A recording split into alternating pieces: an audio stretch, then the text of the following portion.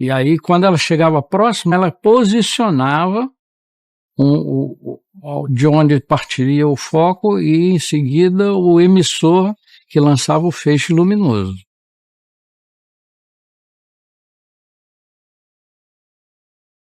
E essas luzes causavam pânico, causavam terror, um medo. E um dos fatores que mais causava medo era justamente o fato dela não causar nenhum tipo de som, ela não produzia nenhum som. Assim, para o telhado, e veio aquela, tipo uma lâmpada assim, acesa, e é direto na minha coxa. Aí dentro daquele túnel de luz, aquilo veio descendo assim uma agulha, tipo agulha de soro, aquele objeto metálico. Veio descendo lentamente, veio. Quando estava próximo de mim, eu consegui me despertar e gritar. Ele viu uma claridade, assim, um foco, parece assim de lanterna, e aquele foco desceu assim pelo telhado. Aí quando chegou nele, ele apagou. Eu era auxiliar de enfermagem. A gente, quando o bicho atacava, eles corriam lá para o hospital, né? E já vinha assim, quase morto. A pessoa ficava adormecida, quando se espantava já estava ferido, né? Já era umas picadas assim, como quem dá umas picadas de alfinete. Quando eu vi que eu estava dormindo, estava num bom sono, eu vi aquele negócio, sabe? Aquele negócio veio assim me aquecendo, sabe? Me aquecendo assim, desse lado aqui do meu pescoço, né? Veio me aquecendo, só sabe como a gente pega num fio de eletricidade e dá aquele choque? Sim. Aquilo ali me deram umas 3 sugadas desse lado assim. E aquilo rápido, sabe? E comecei a fazer movimento, sabe? Movimento na rede pedindo socorro. Eu dormia debaixo de um balcão, com medo, né? Com medo, né? O pânico foi imenso aqui na cidade. Já era de madrugada. Aí eu fiquei com o braço assim, encendido assim, né? E fechei meu olho. Aí quando eu fechei meu olho, mas não estava dormindo, eu vi aquela zoadinha assim estranha, né? Eu queria abrir o olho e eu não podia. Aí, com aquilo, quando eu vi aqui, aquela claridade veio e me atracou bem aqui, olha. Tava tudo roxo isso aqui. E aquela espetada, né? Assim, para esperar lá de cabo. Aí eu fiquei amortecido, eu queria me mexer, não podia. Quando aquele fogo daqui, eu fui embora. Aí me bati para um lado, me bati para outro, e aí lá gritou, papai, a mamãe tá morrendo. Aí ele se espantou, o que, minha velha? O que, minha velha? Eu disse, nada, sei lá o que tá me atracando aqui no braço. Uma claridade, ele disse, foi o chupa-chupa.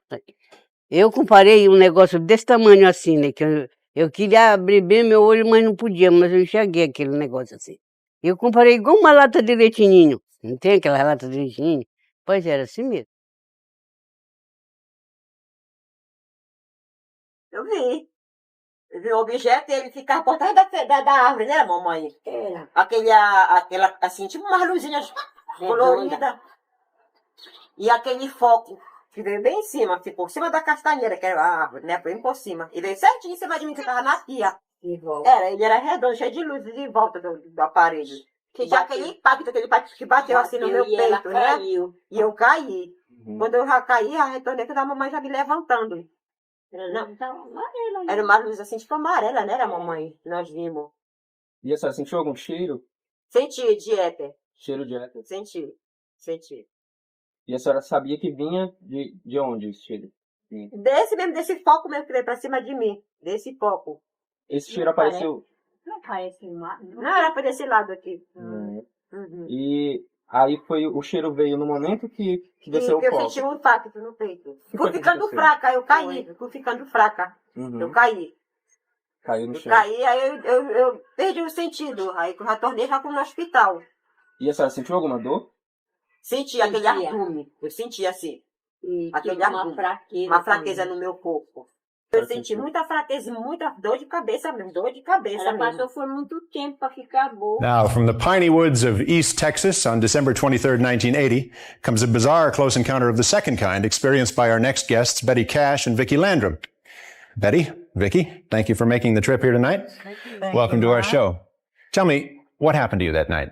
It was a very cold night. Vicki and I and her grandson were coming back from playing bingo. Suddenly, little Colby noticed a bright light in the sky above the pine trees.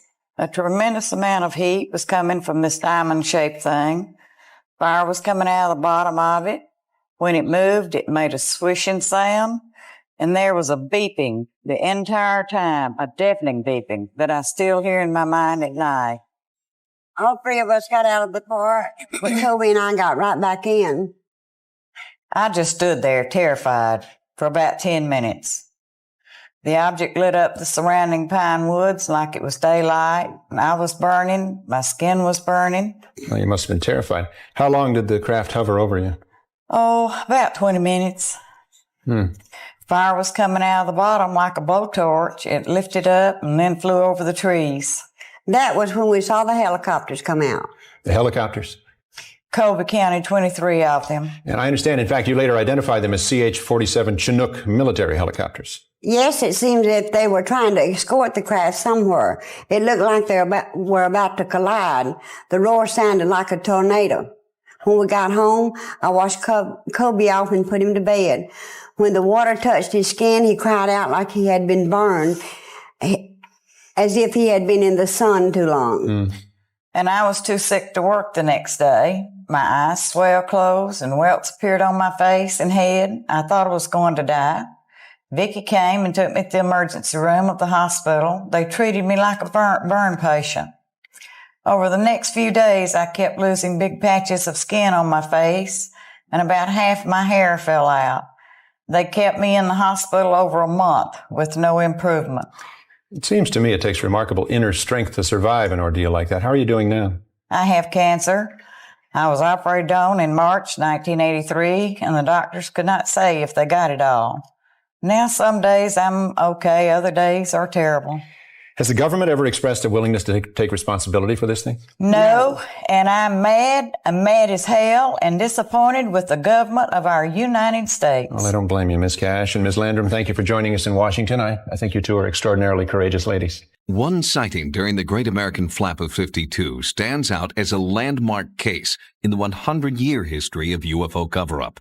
On August 19, 1952, in West Palm Beach, Florida, Scoutmaster Sonny Desvergers was driving home with some of his scouts when he claimed to have been burned by a flying saucer attack. Does this look like it is the place, Chuck, or can you tell for sure? This looks somewhat like it, yes. I mean, I just pull off into here. Carl Flock has located one of the eyewitnesses to the historic UFO encounter. Chuck Stevens was a 12-year-old Boy Scout in 1952. Okay, now let's see. Now, you guys, you stayed with the car back on the road, is that right? Yes, we did. Okay. And then he came in straight off the road and straight back into here? Went straight back into the woods, yes. Okay. Carl hoped to jog Chuck's memory of the event by walking him back to the area where the scouts had had their terrifying UFO encounter. Well, I believe initially when we were heading south on Military Trail, we saw one white light where light shouldn't be. Chuck recalled the night clearly. The weekly scout meeting had just ended, and Scoutmaster Desvergers was taking Chuck and two of his friends home. Suddenly, lights appeared in the sky over a stretch of deserted farmland, and Desvergers first thought that a plane may have crashed. The Scoutmaster stopped the car, and Chuck recalls watching the lights hover overhead for several minutes. When the lights didn't move on, Sonny Desvergers got out of the car and told the boys to wait there. If he wasn't back in 15 minutes, he told the boys, they were to run to a nearby farmhouse and call the sheriff. Chuck Stevens remembers watching the Scoutmaster descend into the woods toward the UFO. The boys waited, unaware that Sonny Desvergers would eventually re-emerge with a fantastic story to tell. We were running down the middle of the road. Everybody wanted to be in the front. You know, they were afraid that something was going to get them if they were the last guy, so they wanted to be in the front. Well, now, when you were running, could you still see the lights up in the trees, or? Oh no, the lights were behind us, and hopefully real far behind us. I see. Okay, so you were trying to put those behind you for sure. Okay. Yes, definitely. When we got to the farmhouse, we called the deputy, the sheriff, and he came out and picked us up and took us back. And when we got back to the Sonny's car, about that time, Sonny was coming out of the woods. In the official report, The deputy noted that Sonny's uniform was charred. He had burns on his face and arms, but the UFO was nowhere to be seen, and the deputy had only Sonny Desverger's word for what had really happened. Chuck Stevens does recall, however, evidence of the UFO encounter blanketed the site. On the pine trees where a limb had broken off, like an example, this spot right here, it had popped out and the sap was running down the tree. I see. And was there any other evidence of the incident? Anything that was dropped by him? Or the vegetation around there was wilted from, looked like what I took from intense heat.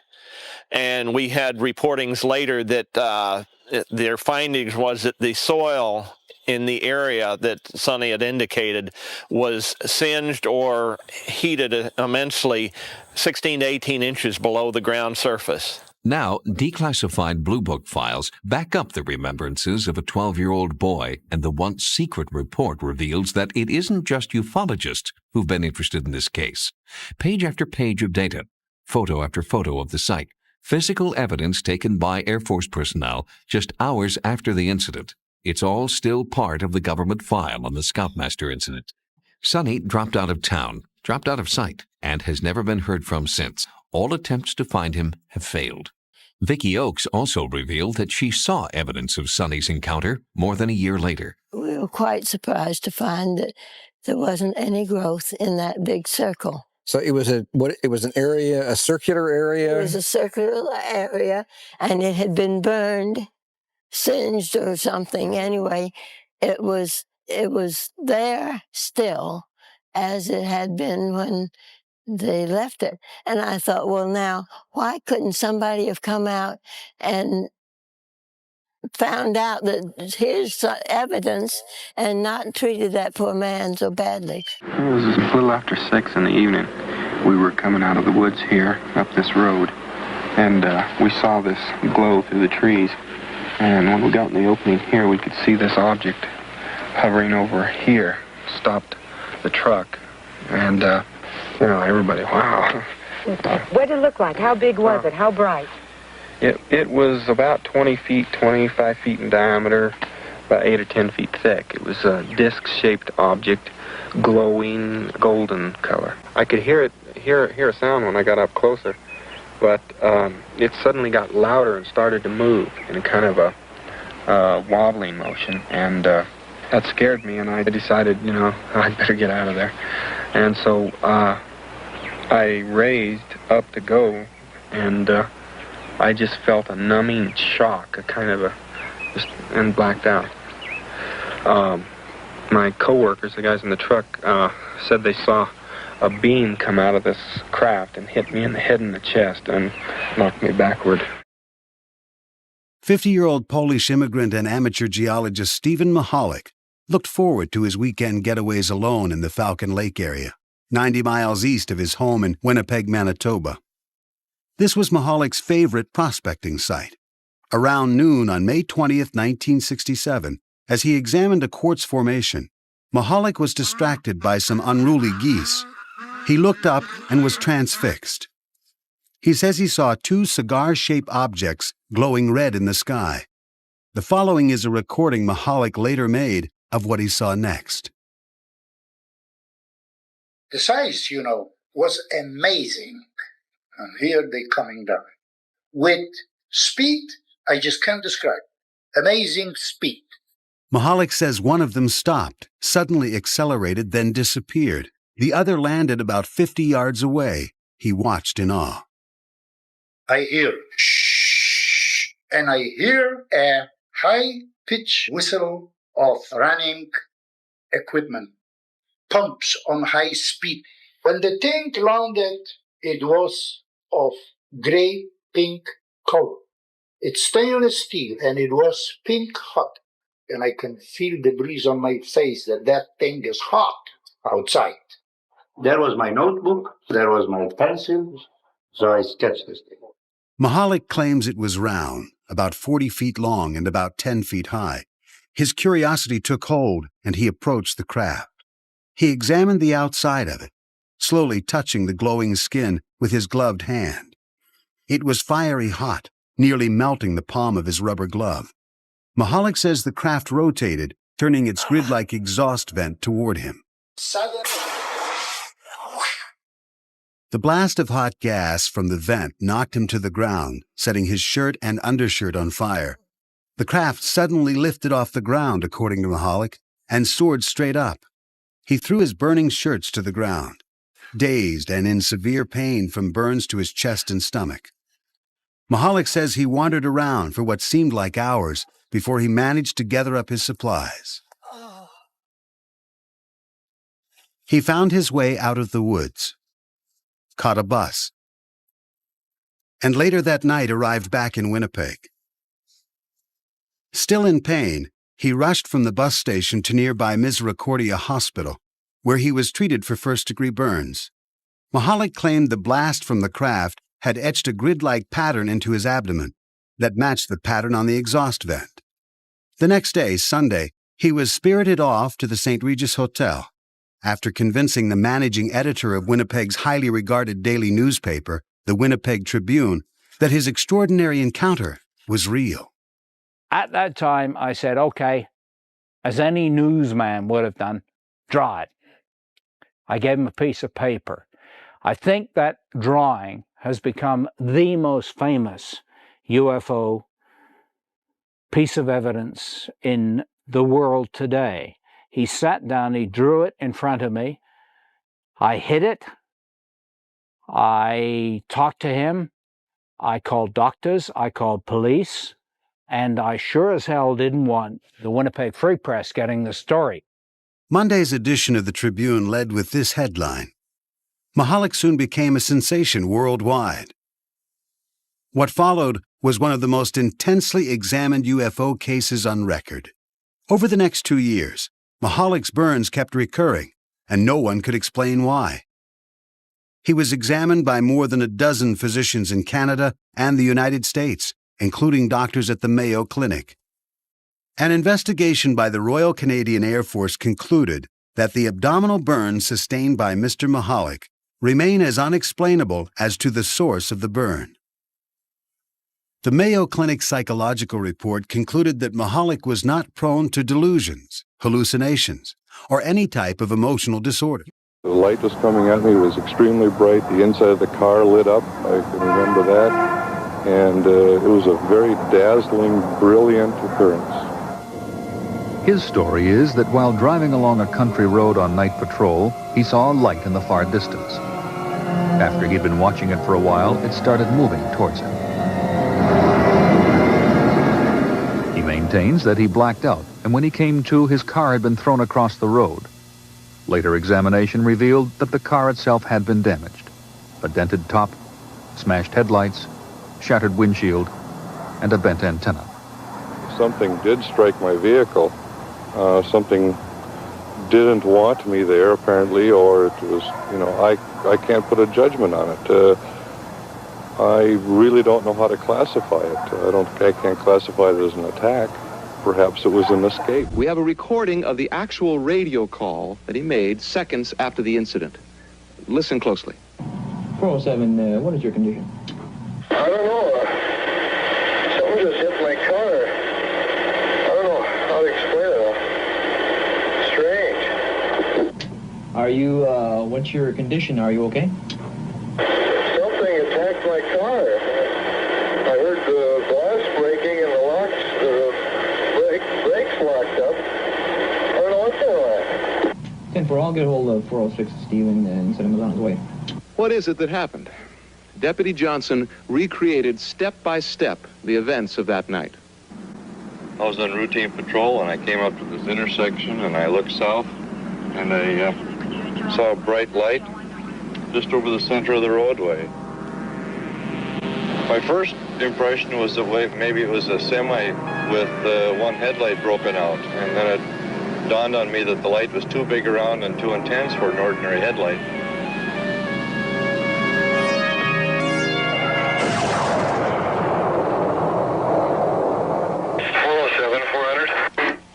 Go ahead, 407.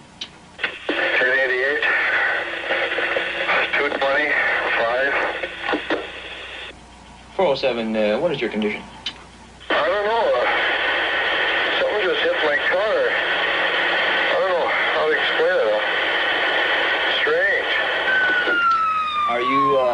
what's your condition? Are you okay? Something attacked my car. I heard the glass breaking and the brakes locked up. I don't know what's going on. What happened? What kind of car? I'll get hold of 406 Steven and send him on his way. Val was rushed to a local hospital where he was examined by Dr. W.A. Pincinalt.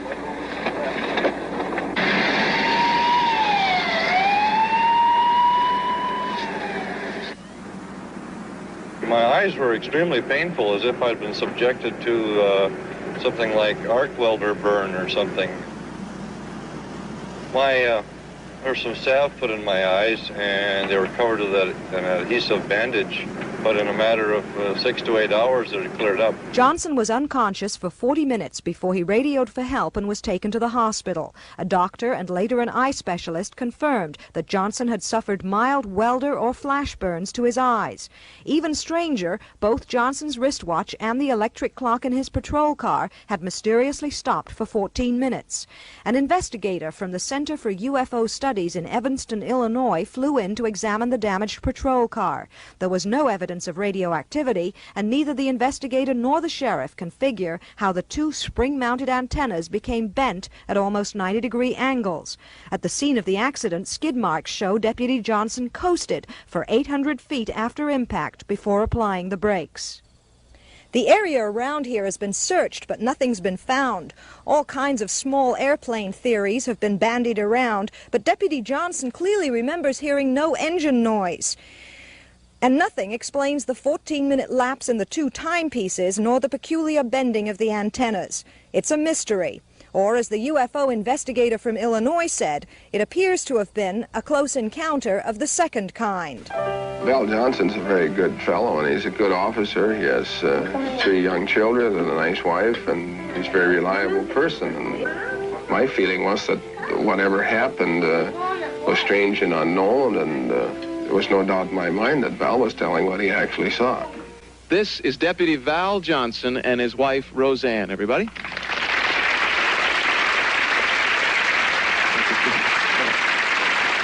Now, since that incredible experience that has shocked us all, have you had any other experiences, any other close encounters? No, sir, no. Had you had any before this? No, this is the first one. Well, how has it changed your life? Well, it's brought our family unit closer together. Because it scared everybody so much, you mean? Well, there was a lot of people confused about it and a lot of unusual stories that came out about it. But it's brought us closer together as a family unit. Was it a religious experience for you? Many times these events are a religious experience. Upon reflection afterwards, it's been about 6 months now.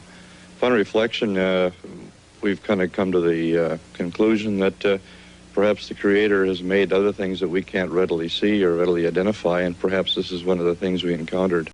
Former Chief of Police George Wheeler was on patrol April 1976 when he noticed a bright light on top of the quarry hill. What George found was a UFO the size of a 2-story building. He claims that a blue light struck his body and squad car, burning out the electrical system. I was just about to make this left turn when I noticed this large ball of flame. It was almost upon me. I had hardly time to think, but it looked like it was coming right straight at me. I'd say it was the size of a football field. It looked like a cigar. It wasn't pointed on the ends. It was rounded on the ends. Then, when it did move, it lurched real sharp, 90-degree angle. When it lurched and took off, I don't think I would have been able to more than snap my fingers once and it was gone. Gone. Couldn't see nothing. Around 11 p.m. on April 22nd, 1976, and he was in his squad car on patrol when he saw a strange glow. So he wasn't thinking UFO, he thought there might be a fire, and he drove to the top of a little area known as Tuttle Hill to investigate. And instead of a fire, he saw a structured silver craft, roughly saucer-shaped, with 6 blue-white lights, or portholes perhaps. You can see his drawing here. He said it hovered about 500 feet away, maybe 100 feet off the ground, right next to a limestone quarry. He saw what looked like landing legs and what looked like a hose-like device on the bottom of this craft extending down into the trees. But most shocking was he saw shadows of movement inside the craft, as if a person or persons were moving around inside.